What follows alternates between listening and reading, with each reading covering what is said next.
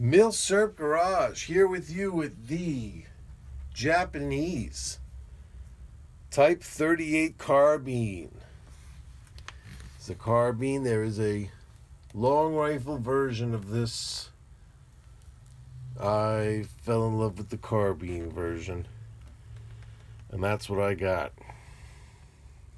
We're going to discuss this rifle. We're going to take a look at it. We're going to do a short little overview. To be honest with you, there's so much information on these things, like your head could spin. It always seems ridiculous for me to just sit here and just reiterate everything, because I'll leave it to those people that like literally know them up and down, to give you the information on them. So then say, well, what do I need to come to your channel for? What I'm going to do is I'm going to tell you what it's like to own one of these things, shoot one of these things, and should you buy one of these things. I know you might be thinking like, well, I've heard these things are junky. There's like a stage in your Milsurp collecting history, your career as a Milsurp collector, where you'll think that Japanese rifles are junky until you really start getting into it, and then it doesn't take long to realize that they were actually one of the best. So how does it go from being something that everyone thinks is junky at the beginning to being one of the best? Well, I'll explain that to you first. That's where we'll start. How's that? Because I have no idea where to begin. Japan lost the war.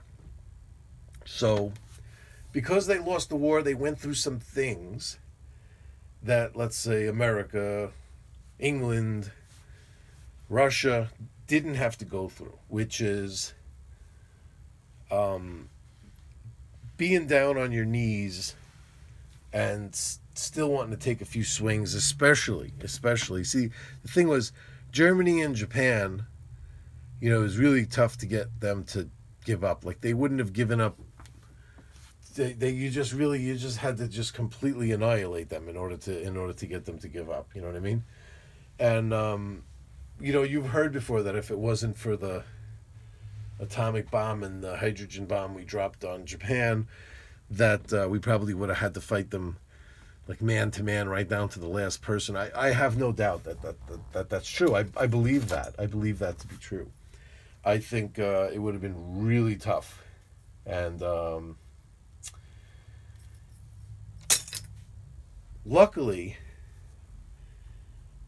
things worked out where we didn't have to go through those measures. However, you did get a large amount of these types of rifles that were made when Japan was kind of like had their back up against the wall, and they were just producing whatever they could get into soldiers' hands quickly and just get them out there.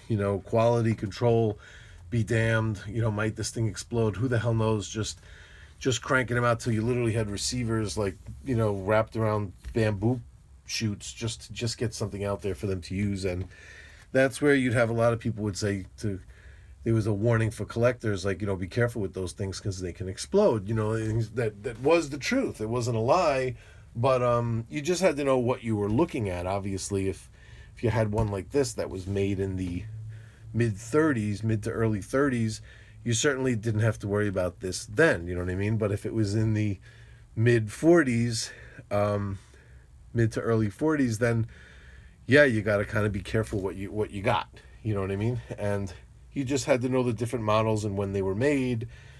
There are no last ditch M1 Garands because we never had our back up against the wall. I'm sure if history would have been different, there would be all types of M1 Garands that we were cranking out here and shipping overseas just when we were getting invaded here, let's say, on our mainland, and we were being invaded, what we would be cranking out just as a last ditch to fight before we lost, let's say, we would have the same type of thing. But history went the other way, but it just gave these things a bad name because, people would say, well, you never hear that you have to be careful that M1 Garands are going to explode, but you have to be careful about these. It's like, yeah, because of the circumstances of the history. That's all it was.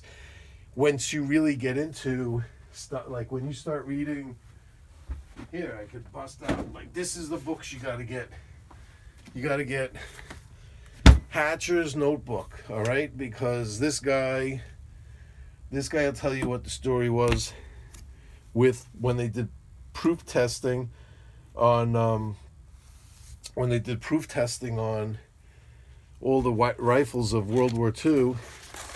They found out that, did I put a bookmark in here where that was? I didn't. There aren't many pictures in this book anyway, but this guy was a major general in the U.S. Army, and he was into, ballistics and stuff. Like, that was his thing. And when they proof tested, where did I write all this stuff down? I got this written down. I did research. I was going to throw it all out because I didn't want to just... Here we go. Okay.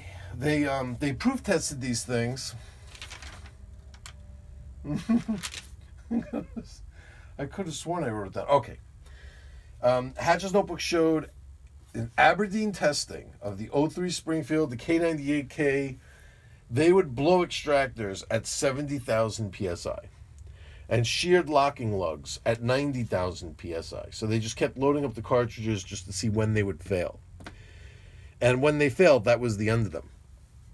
So, like, if you did shear a locking lug at 90,000 psi, you could then he would back down the pressures back to normal and see if it would survive with that sheared locking lug. And how long would it survive once damaged? And they didn't survive at all. Once they were broken, they failed completely or shortly after. The Type 38 was still capable at 120,000 psi. So at this point, we're almost double where we were blowing extractors on the K98K and the 1917 Enfield. 120,000 psi, they were still working. And there were no failures. And those rifles were used at that point for thousands and thousands of rounds afterwards at normal pressures, and they survived. So it's not just that they survived, but they were damaged the same as the others, but just didn't show. No, they were like none worse for wear. You know what I mean? So, boy, I took down all this information. I don't even know if I'm going to be able to... I'm telling you, my head was spinning just coming up with all this stuff. So then what's the second book to look at? The second book to look at is this. The Ordnance Went Up Front by Roy Dunlap. And he discusses stuff that was in Hatcher's notebook about this surprisingly being the strongest action. And why is that? What made it so strong? Well, let's take a look. This is an incredibly robust receiver of this awesome steel. And here's that famous dust cover. And this bolt, while, like, not only could it hammer nails, it was just so simple in its design. That's the whole thing. That's the whole thing right there. How much simpler. Look at this firing pin. You could, if the gun broke, you could take this firing pin out and you could just use this to just stab somebody. Look at this thing. Incredibly strong, this rifle. And I sure hope I don't embarrass myself putting it back together because I didn't do a trial testing before I... No, I really suppose it is just as easy as that. Look at this receiver. Look at that. Damn, were they strong. So, let's get this on. I find that you start it, and then you get the dust shield. And then you fail.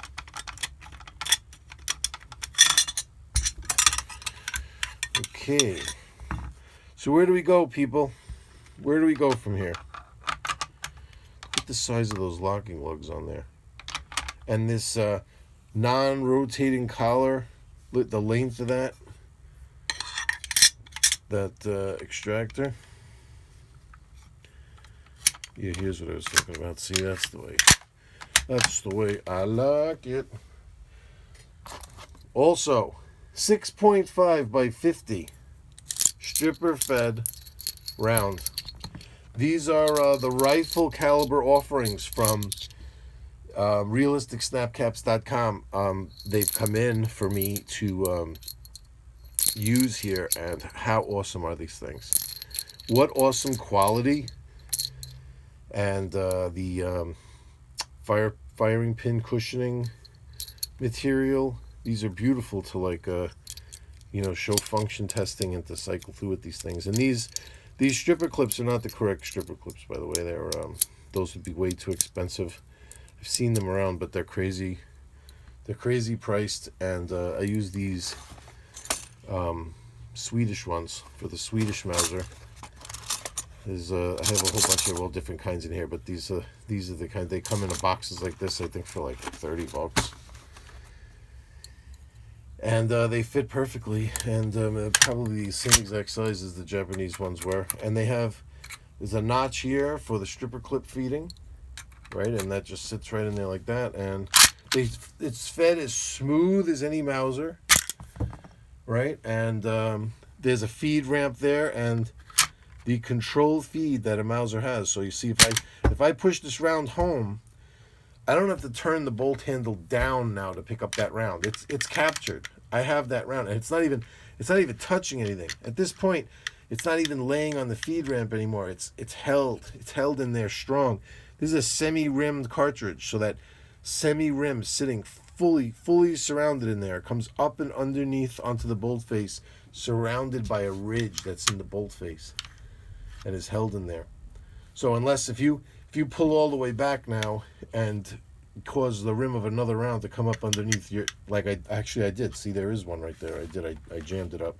So you can't do that. However, let's eject that now then to get the next one. And you see now the other one's coming from the other side, but it'll do the same thing. Watch how it'll push up. Not yet. I don't have it yet, but there it goes. Goes up and under, and gets caught by this extractor. And it's a cock-on closing design.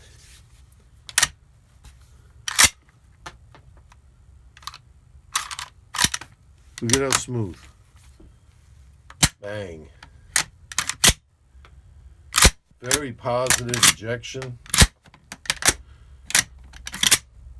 Awesome. And, like you struggle with some of these magazine floor plates here. There's like, you have to use the tip of a cartridge to push in there with the K98, and this one, it has a button right here. You press that. It's a very easy removal for if you have a jam or something like that, or for cleaning. And then when you put it in, it's very, you just hook it here. It hooks here, very positive, and you just push, and it just clicks right back in. So like removal and installation, amazingly simple, as opposed to these other ones that were like always real pains in the asses, and strength wise, and it does have a bolt hold open, so you have to push the follower down to close it. You could hold the trigger, right, and then the bolt will go that one extra step to closed, but you won't be able to turn it down. But if you let go of the trigger and you give a little whack, it'll go down. It doesn't work with all of them, and I've read on some forums they say that that's dangerous. You could break something, but I think you can only break something if you force it and it doesn't work. What exactly makes it work or not work, I do not know. Somebody more apt to understanding exactly how these actions work would be able to help, because I don't know. But I do know that these snap caps are awesome. And that you could get these and any other calibers, pistol or rifle. They have just about everything. Check them out. It's realisticsnapcaps.com. Use coupon code Milsurp Garage, one word, MILSURP GARAGE, 10% off, and 10% off for these rifle ones. That's a lot. This guy, listen, he offers like deals with 5% off for frequent buyers, or if you buy, there's like a card, you get 5% off. 10% off from this website? Never. He's giving me a cool break here. You guys a cool break here. And no shipping. He doesn't charge shipping. It's always a pain in the ass when you buy something. All right, so it's $20. You're like, $20, that's not bad. And then when you check out, it's like $42.98, and you're like, what the? It's sometimes the shipping is more than the item. This guy ships fast, ships quick, ships them safe, ships them for free. What's better than that? And listen, when you see how cool it is to sit here and mess around doing function drills. You do all kinds of stuff. You could just check out, if I just toss one round in here loose, just right on the top, what happens with that? See now, if you do that, the extractor will have to clip over the round. It will work. They tell you not to do that. They tell you not to do that. But how interesting is just by putting it underneath. See the difference there? See the difference in that? And you can push it out. If you want to remove it from the claw, you can get it out of there. But you see the difference from pushing it home like this. It's not picked up. But if I go down and if I push it down and it goes underneath the extractor. See that? Now it's captured. You mess around with live ammo like that. Let me just make sure this isn't important.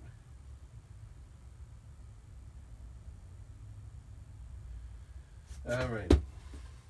Has to do with picking up the kids, so you know what I mean. I'm sorry, guys. I'm doing like triple duty here. What time is it? I got plenty of time. There's plenty of time. I'm all yours. All right. So where else are we with this thing now? Listen. I'm going to be bouncing all over the place. I'm not accustomed to doing the Milsurp stuff anymore. Look at my notes. It's insane. So let's see.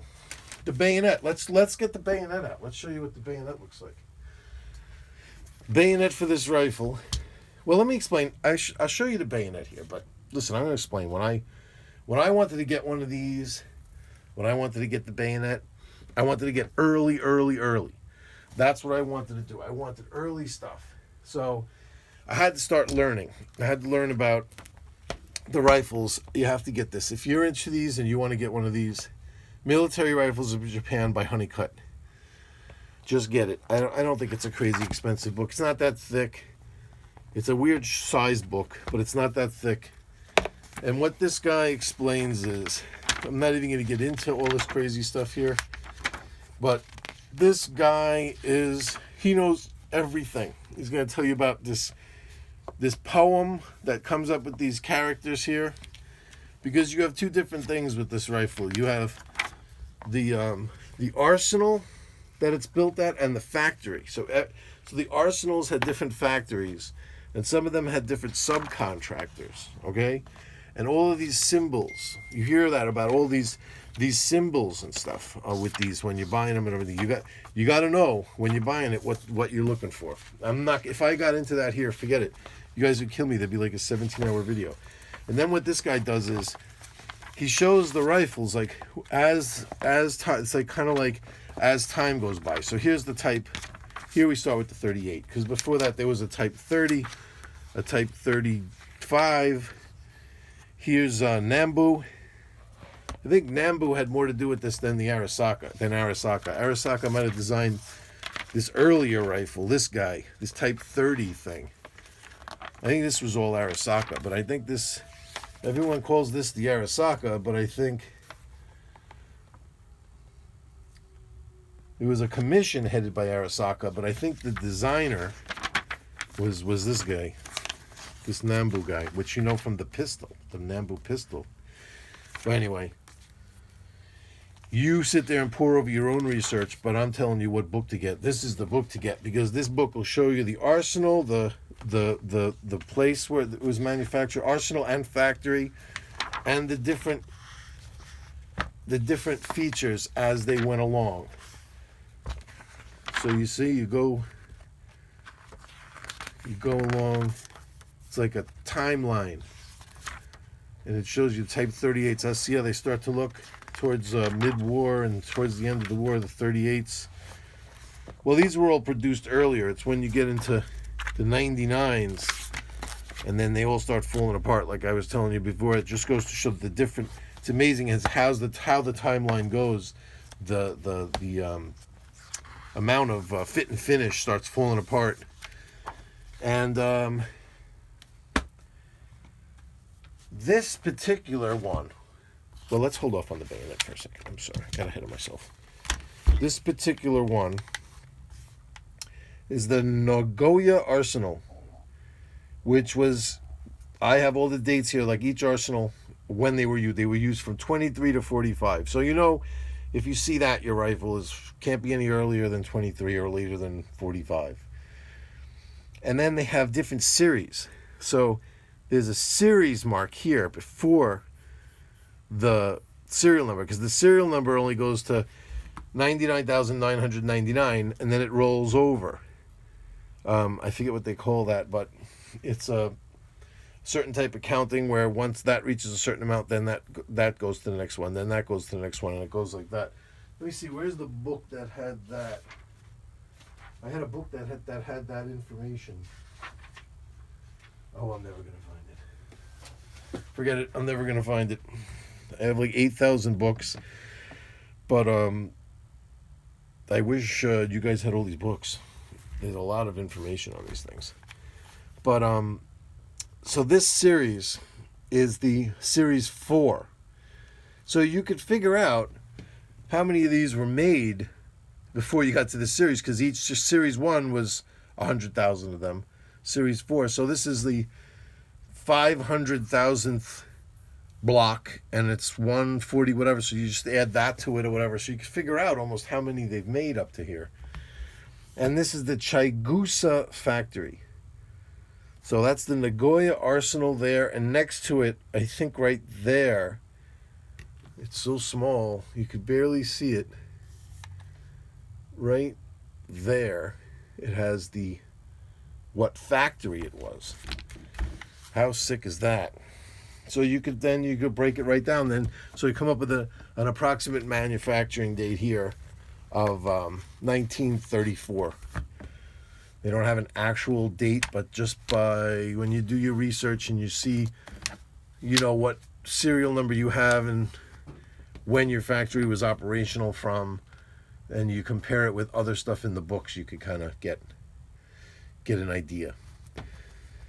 So then they have numbers. These things have like a serial number, and they also have like an assembly number underneath. When you take it apart, underneath the receiver, there'll be an assembly number, and that assembly number might match certain things, and then the serial number itself might match certain things. Like I have a serial number here, it ends in 175, and then you see on the bottom of the bayonet lug there's a 175.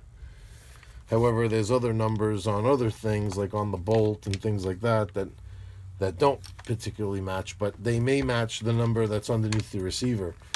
I never really recorded that number that's underneath the receiver, if there even was one. Let me see if I have it down here.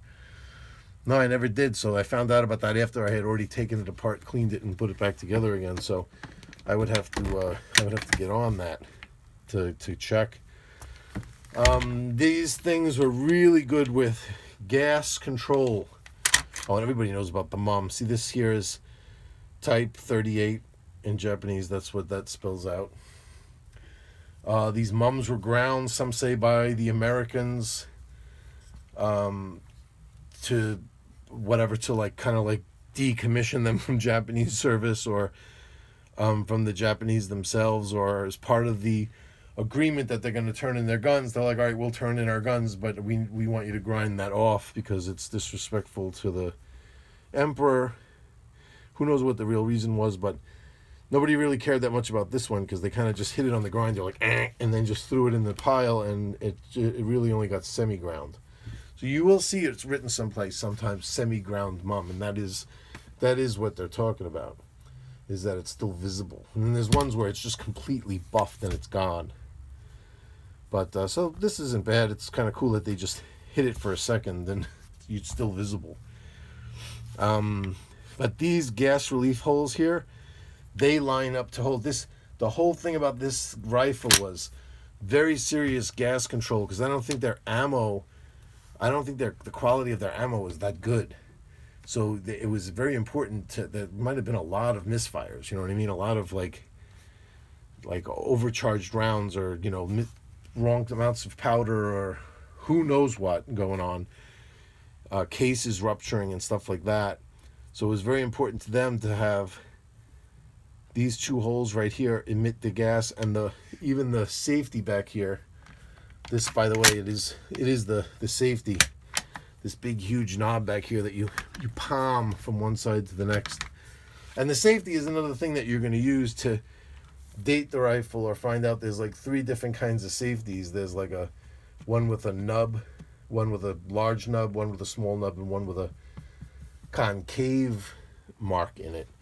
So that's something that you're also going to use to determine age and what type it is, or what variant.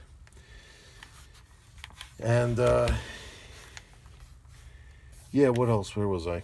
Oh, so this knob back here was also used to catch and force the gas forward. If anything blew out of here, it would be caught as it came out the end of the bolt. This thing is like a dish, like a radar dish that redirects it back out this way. This on the bottom, everyone thinks has something to do with gas relief. I've heard a lot of people say that, but it's not. There's no gas hole under. That's all sealed underneath there. What this is the low point in the receiver.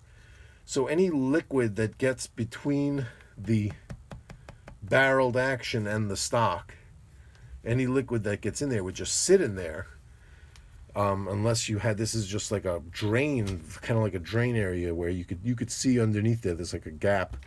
So any liquids that came in here when it was raining or whatever would run out the bottom out here. Technically, I mean, that's what that's for. And look at all the interesting things, like you'd see like K98s, they just end here. You know what I mean? Like it's just this. That's what it would look like back here. It would just be a screw back there, and this piece, and that's it. But look at this extra. This piece is extra. This comes off. If you took this screw off and this screw out, this top piece here would come off, and this piece would come off, separate than the trigger guard of the receiver.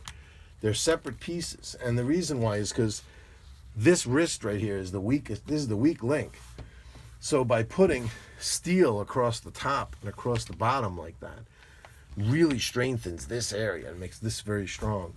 And then they were very on top of protecting the wood, because I don't think they had the strongest woods in Japan. I mean, this isn't something I've read, but I've just heard a lot about wood strengthening stuff, and it feels light. It feels like a light wood to me. It really does. Compared to like other rifles, it feels lighter for its size, and I'm sure that has to do with this wood. It might not be the strongest wood that they got out of Japan. So it's kind of cool at these different rifles that you have like that. This is wood from a tree in Japan, most likely. That is a pretty cool thing to think about. But if you notice, see how there's a parting line right here? Whoop, I don't spit all over it. There's a parting line right here. There's a little drain right out of that hole over here. You see how the grain on top here follows the edge of the rifle. Now, if it just did that, when it got down here, the grain would be going straight across like this, and maybe this bottom piece could come off, could break off, because the grain is like that.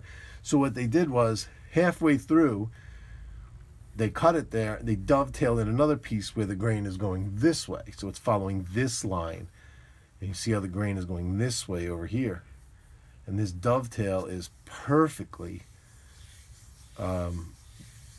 woodworked in there, and it's not just two pieces glued together, it's dovetailed. Because I wish I could, I'm not going to take it off, but if you had this off, you could see the edge of it is a dovetail. You could see it from back here, that there's the dovetail part of it, But how awesomely that's put on.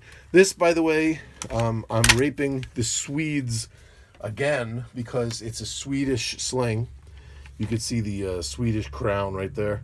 Crowns, triple crown. The reason why I'm using these is because they look a lot like the Japanese slings, except they don't have Japanese writing on them. The Japanese slings, if you could find them, they're still falling apart. If you could find it, it's a lot of money, and it's not something that you could just do what I'm doing right now and carry it around and mess around and squash it with the rifle. It would fall apart in your hands. It's basically like you'd have to just hang it on the wall, and just you couldn't even touch it. People would go up to touch it. You'd be like, "Don't touch it! Don't touch! It'll fall apart." Cost me $700 for that sling.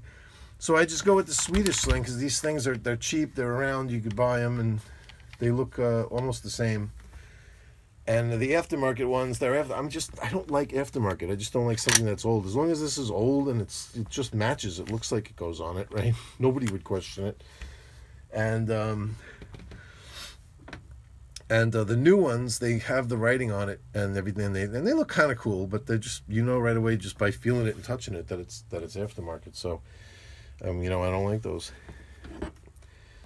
So where were we? The ground. We're gonna get back to the bayonet. Where are we? We're at half an hour already. See, and I'm bouncing all over the place. But let's move on. So the front sight.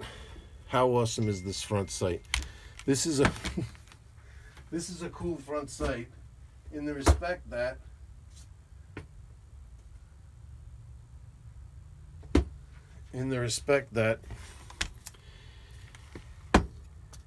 check out its operation. Let's zoom in a little bit here. Alrighty.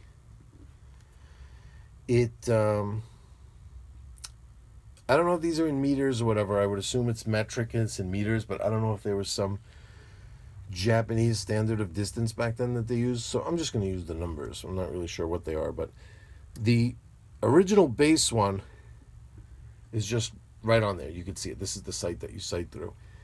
Now, if you lift this up, okay, there's another one here. Okay, you see it? So there's one here, and then there's one, the base of this thing that you tilt up is a 4. You see that? So maybe this is a 3, so this should be 300 meters, whatever, let's say. Or maybe it's supposed to be 2. I don't know. It doesn't have a number on it, but let's just say it's 3, because that's a 4. So it's 3. When you tilt up with this adjuster out of the way, it's 4. Okay, so you see it there. There it is. It's on the base of it. And then when you slide this down, as you can see, that becomes 5. Wait, let's get this out of the way. Do you see what I'm saying? So there's the 5 way up here on it. Right? So it's base, and when you flip it up, you have that 4 there. That's in the actual ladder. The bottom of the ladder right there. Then when you slide that all the way down, then it's 5 and 6, 7, 8. And this adjuster, this works so precisely here. It really clicks into each one of these graduations perfectly, and it's strong as hell. I mean, you ain't breaking that thing, you know what I mean, just by banging it into, I mean, you're not going to hammer rocks with it, but it's not one of those cheap sights. The thing about these Japanese rifles are, that I've noticed now, since getting them, it's really ironic that the initial thoughts you have of them are that they're junk and that they're weak, because it's ironic because of the incredible strength that these things have. They're built so well. You've seen these before, where you push them down, it's like a spring, and you slide the barrel bands. Well, look, why won't it slide when I press this in? Because there's one on the other side too. There's 2 of them. And look at how they're staked in with a rivet. Not just like a cheesy pin that's punched in there or whatever. I mean, just everything about them. You have to squeeze both of these to move this barrel band. And the barrel band has these rock solid sling swivels. And since it's like a cavalry carbine, they're on the side. There's one on the side of the stock here. And the front, the bayonet lug and the front nose cap here are held in by this spring action piece right here, which is very high quality and strong. And there's wings that protect the front sight here. It's a non-adjustable front sight, or is it? It's what do you call it? It's dovetailed. It is adjustable. You just hammer it side to side. And beautiful crown on these things. Look at the quality of the crown. Awesome. Definitely awesome. So, the bayonet. The bayonet, I also wanted to go. Hold on, just bear with me here. I got stupid question time. It's stupid question time. So it's shut up answer time because it's stupid question time. All right, now. I guess no questions are stupid. No, that's not true. It's definitely stupid questions. You guys can't ask stupid questions, though. How's that? All right. Check out this bayonet again early. I wanted to go early. Let's get the bayonet book. Where's the bayonet book? Oh, my God. It's a tome. Check out the bayonet book. Kiesling's Bayonets of the World, the complete edition. So let's see, did I mark this with a, hopefully I did. Well, we could just go by region. Yeah, I marked it. So Japan, boom, by the way, quick little commercial. Here we go. This is ours right here. Here's how you know how I do my bayonets. Let's get it in the picture here. I do my bayonets like this. Type 30, got the serial number for Arisaka, type 99. I wrote that, but this is also, of course, for type 38. I don't know why I specifically wrote that. This was made in the Kokura arsenal, which was around from 1936 to 1945. And they have different options for these things. This one was a bright finish, a hooked crossguard. It's 20 inches, contoured grip with screws. I wrote that for a reason because those are the ones that don't have that. And it's the scabbard. So I wrote 262. So here it is right here, number 262. This is 262. And I wrote scabbard off 264. So here's the story with that. So this is the pre-World War II version of it right here, and it was made by the Kokura arsenal. Is that what I said? Kokura. But the scabbard was from it's written on here somewhere. It was from a contractor.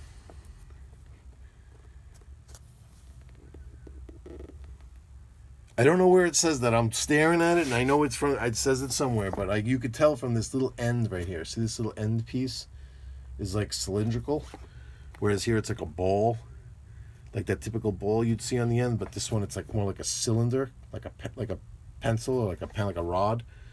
Well, that's what was on the end of my scabbard, was that cylindrical type of look. So this is the pre-World War II. This is the pre-World War II scabbard from a separate contractor, whereas the scabbard, the bayonet itself, was made by Kokura. And man, let me tell you, these are because of the way Japan was with their steel. Look at how halfway down it's dull, dull, dull, and then halfway down, I don't know if you can see it. It turns into an actual knife blade. This bayonet is not to be fooled with. And strong, strong, strong. This hooked quillion here. The screws, not rivets, but screws in the hilt. It's gorgeous. Got a couple of nicks on it. When I bought this rifle, I'm fairly certain that it came with it. I'm trying to remember if it was this rifle or a different one. But there's the hookup. What a rig this makes. Because when you talk about Japan, you talk about steel. You talk about swords and knives. That's a real strong setup there. they were definitely intending to and did use these things quite efficiently. So what are the drawbacks of this rifle for ownership? Well, the drawbacks are that the ammo is extremely expensive. Extremely. What do I got here? I'll show you all I have. This is how expensive it is. I don't have much. I've shot a lot of what I had, not even realizing that I wasn't going to be able to find any more. For a while, it really dried up. This is old. This Graff & Sons, they're around. They make both the 7.5 and the 6.5 round. Look at these. These were the prices 8 years ago. And then just recently, because I'm going to take this and any other Japanese products, we're going to do another triple header here. We're going to do the Japanese hat trick of rifles, and then we're going to go to the range. I don't know if it's going to be in that order. We might stick the range video in the middle somewhere, but we needed to buy some of these. So again, expensive, around $40, something. This is supposed to be good stuff for actual hunting and stuff like that. But trust me, do not use military surplus ammunition. Hello, are you listening? If you find it anywhere, I don't care if it's Chinese, Japanese, Greek, Korean, Russian. These things, by the way, there's some interesting stuff. Look, you know what's interesting? Great Weapons of World War II, right? This whole big book. Am I zoomed out all the way?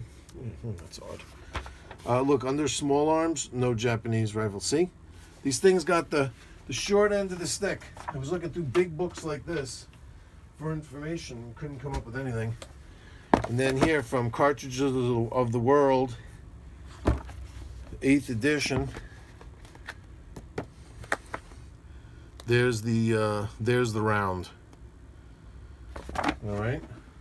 The round is called Arisaka. I like to call it that because actually the official name for that round was the 6.5 Jap. You see it here, 6.5 Jap. 7.7 times 5.8 Jap. I like Arisaka better. I don't know. It just seems rude, even though that's the name for it. It just seems rude. Well, I prefer to call it, if somebody asks me, I go, you have any 6.5 Arisaka? They definitely know what I'm talking about. And I don't have to worry about getting my ass kicked by some like Japanese guy that I didn't see in the back somewhere looking at stuff. So that's the ammo. Where did I have that breakdown? I don't know. This was a cool book too. This down here shows the difference between the carbine and the regular the Type 38 rifle. The overall length of the Type 38 was 50.2, and the overall length, sorry, I had to switch glasses. The overall length of the carbine is 34.2. I prefer the carbine, and I'll tell you why.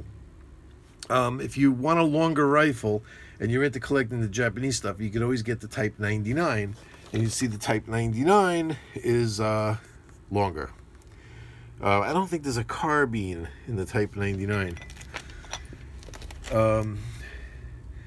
Barrel length, the regular Type 38 is 31.4, and the carbine is 19.9. Considerable difference. Look at that. It's like a third shorter. You know what I mean? And the weight goes from 9.25 pounds, kind of hefty there, not almost 10 pounds, to 7.3 pounds. Very handleable. And here's what's interesting with the 6.5 round, the muzzle velocity only drops with that third taken out of the barrel, third of the length taken out of the barrel. It only drops from 2,400 feet per second to 2,300. It says approximately, but 2,300 feet per second. So it's really not that much of a drop off. So, you know, I think there's a reason why they did this. And supposedly, if you look at like manufacturing numbers, See, and that's what I'm pissed off that I can't find. Oh, here it is. Okay. This is the book, this Rifles of the World by John Walter. This had production numbers. Here's something interesting. Type.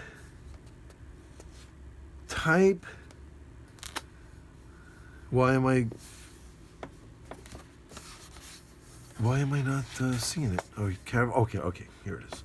Carbine, 38th year type. See, I like the way they said it. They say model 1905 because that's what it was made, but it's like the Meiji 38th year of his emperorship. The way they break it down in this book is kind of interesting because they give you the actual years that the things were made. You know what I mean? Here's the type 44. It was the 44th year type, but 1911 was the year it was put out. So it's kind of cool to just have the actual years, so you get confused when you hear type 38 and you go like, yeah, well, it was made in 34. How is that? Oh yeah, right. That's the whatever. It gets a little nutty. But they give production numbers here, which you don't see everywhere.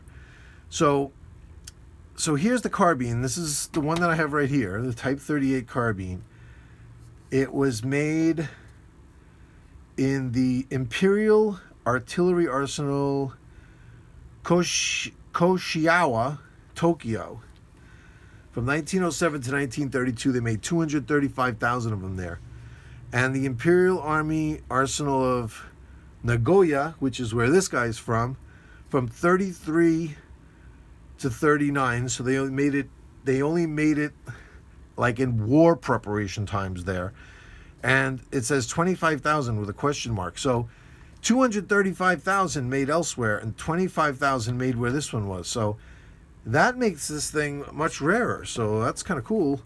And they made them in the Mukden Arsenal in Manchuria. I'm pretty sure that's in China. So it's like occupied China. It says a few thousand with a question mark. So they're not even really sure. But what's cool about this book is also, I like the way they break down where these things were made. Would you believe that Britain bought these things in 1914 after World War I? They ordered 150,000 of these things of different batch. China, 1946. This is after the war. A whole bunch of these things ended up in China's hands. And then it wasn't long after that we went into the Korean War where we were fighting Chinese that were using these things. So how weird is that? And we beat Japan, and then these rifles end up in our next conflict, our next enemy. That's a little strange. Indonesia in the late 40s ended up with some of these. Yeah, it says Korea, but this was probably South Korea, not North Korea. They were apparently intended for South Korean gendarmerie, although possibly only a handful had been issued by the end of the Korean War in 1953. And they were chambered different. You could lay 3006. They were chambered in 3006. So you look around, you can find these things. Look, even Mexico bought. Listen to this. Mexico bought a whole bunch of these things, and they were chambered in 7x57, 7mm Mauser. And this was in 1910. They were faced with revolution. The government ordered about 40,000. But then it says here that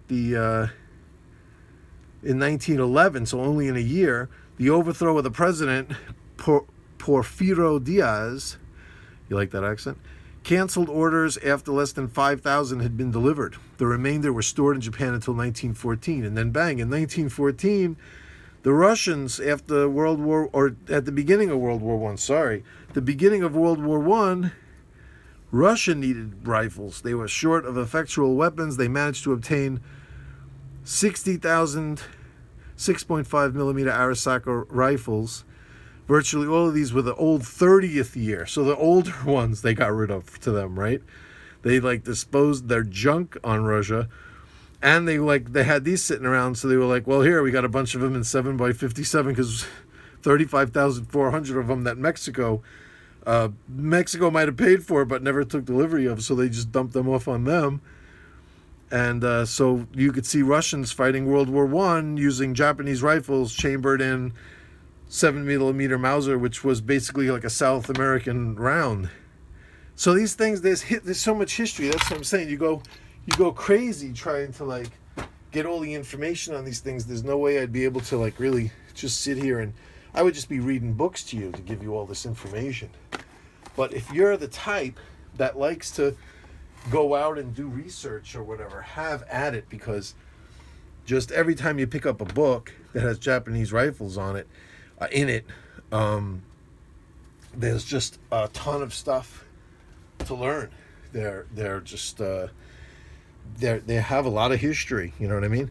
And there's all this stuff, all these like these cool little stories like that these things used to make a jiggling noise. Some of them are loud. This one fits pretty good. And supposedly the Japanese, they just toss this thing because you don't need this. You could take this thing, off and just get rid of it, and you could just put the bolt right back in. You know what I mean? It's made that way to just work without it. And there, it's looking a whole lot more familiar when you look at it that way too, right? Look at those locking lugs, though. My God, this thing is strong. Whew. And look at that extractor. Look at the collar on that extractor. The size of that thing. So also when you turn it, and look at how the bolt handle's locked in there. I mean, it's not technically not a locking lug, but oh my God! And then you see the curve here. There's a curve there that could help you to charge it. You know, like if you didn't go all the way, if you didn't pull all the way, just when you pull down like this, it'll follow. See, it'll like drag it in. And it's just nice, all these little details. Look at how the edge of this, whoops, look at how the edge of this is like machined, curved like that. That edge is taken off, so it's smooth here. All those little details, you know. And these guys, you got to be careful because the ones for the Type 99 are different, but the ones for this. The ones for the carbine, the Type 38 carbine, the Type 38 long rifle, and the Type 44 are all the same. But just because you see one of these doesn't necessarily mean it's the right one, because the Type 99s are different. And the original rifles, the Type 30s, they had a dust cover, but it was like the Siamese Mauser. You slid it back and forth. So that's why they came up with this thing, is because Arisaka didn't like the idea that, or was it, I know I read this somewhere, but I hope it was him. He was the one overseeing it, so it must have been. But he wasn't so fond of a dust cover where you could open the action and it just stayed there. So if you have to specifically open it before go time, which he didn't like. You know, he was like, and this guy must have really had a lot of battle experience too, because not that I have, but that's the kind of thing that a battle-hardened guy would not go for, because he would be like, no extra steps. You know what I mean? When go time comes, it's boom, and sorry, wait, let's do this right. Let's load this up and we'll do go time. But a battle-hardened guy, it would be the kind of guy that would put his foot down and say, no extra step when it comes to rocking and rolling. So that thing has to be able to move out of the way on its own. So some genius figured out so yeah, boom, boom, boom. That's it.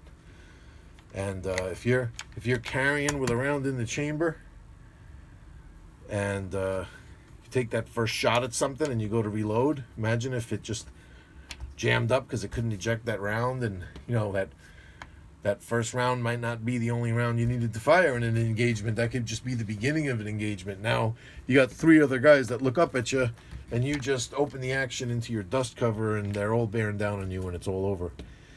Whereas, you needed to just chamber a couple of rounds quick and start throwing lead. You might not remember to move that thing out of the way. So I agree. I wholeheartedly agree. I had opportunities to buy Siamese Mausers before. They're not always expensive. They're sometimes just real cheap, a few $100. But I never bought one of those things because it's a proprietary round that you can't find, and I don't like that. I like to be able to use my guns, number one. And number two, I never really liked that dust cover. I really never did. But this one I kind of like because it moves along with what's going on. And look at this again. One more time. We got to look at that captive bolt. Oh, look! It didn't pick that one up. What happened there? That was interesting. Let's take a look at that again. It did that time. Weird. Bang.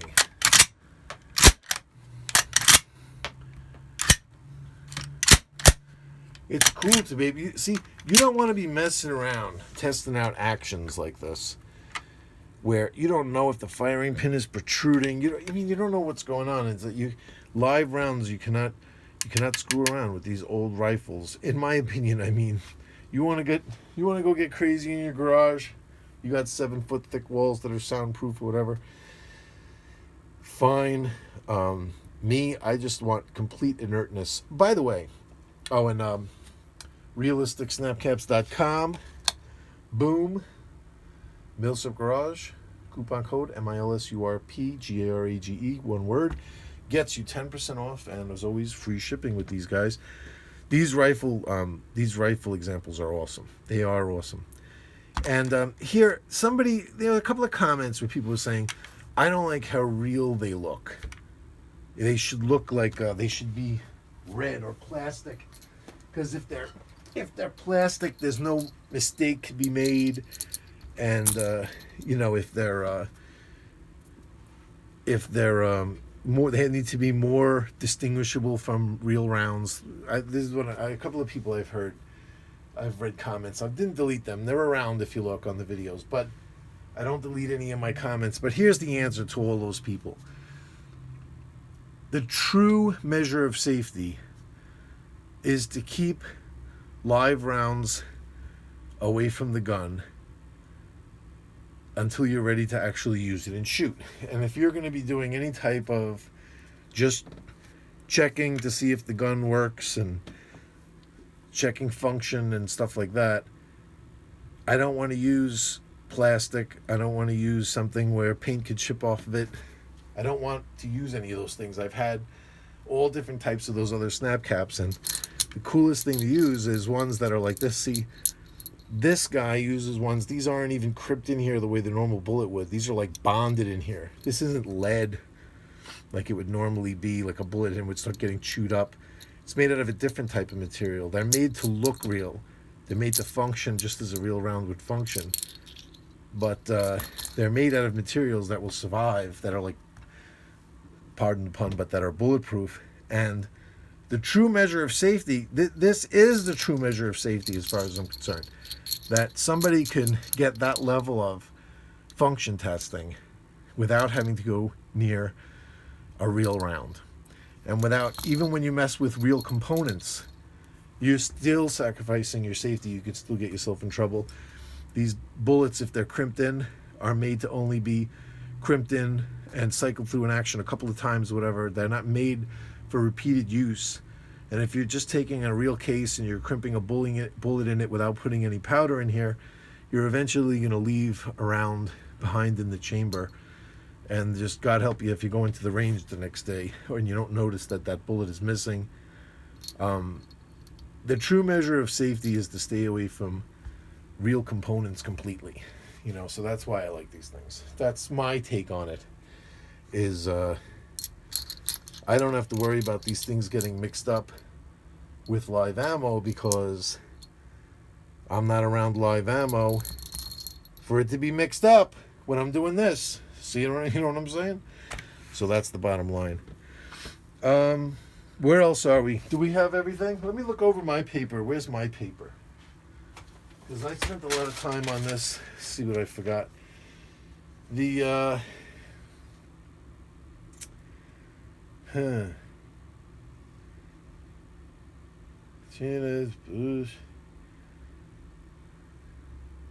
Oh, it's interesting. This Jinsen arsenal was in Korea. And the contractors are Kokura and Nagoya. Oh, they're contractors of... So Kokura and Nagoya had contracts. Man, see what I'm saying? I wrote all this out and then I realized I'm just making quick notes. And I'll sit here and somebody would have to, this would be like a freaking class, like a college class to explain all of this stuff to somebody. So I just want to just take a quick look and make sure I didn't miss anything incredibly important. Nope. Absolutely not. Just a ton of information.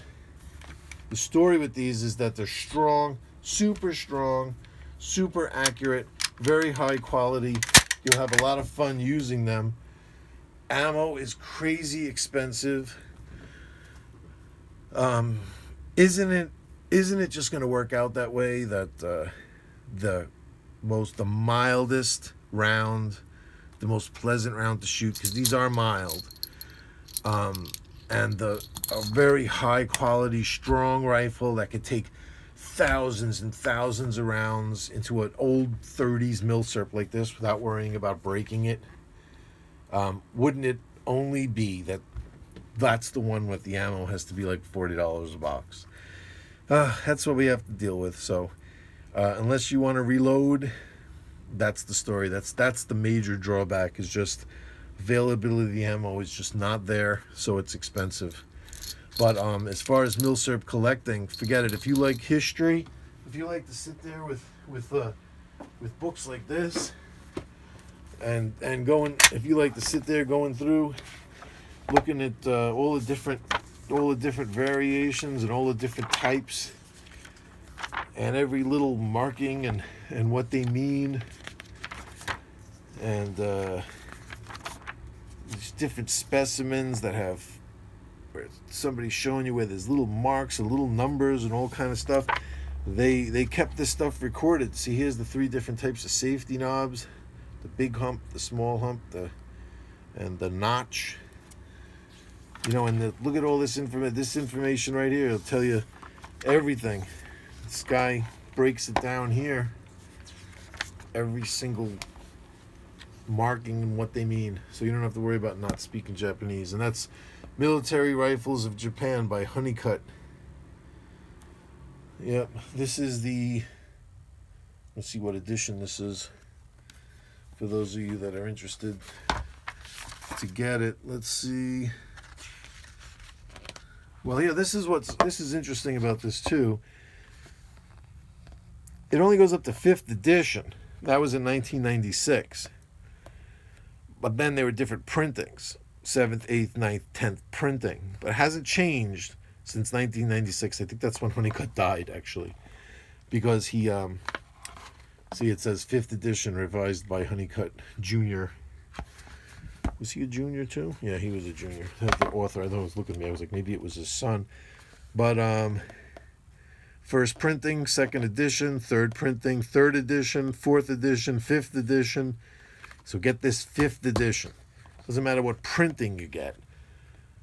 Just make sure you get the 5th edition. This one was printed in 1913, but it doesn't have anything different than it had in 1996. So if you find a 1996 5th edition, you'll be fine.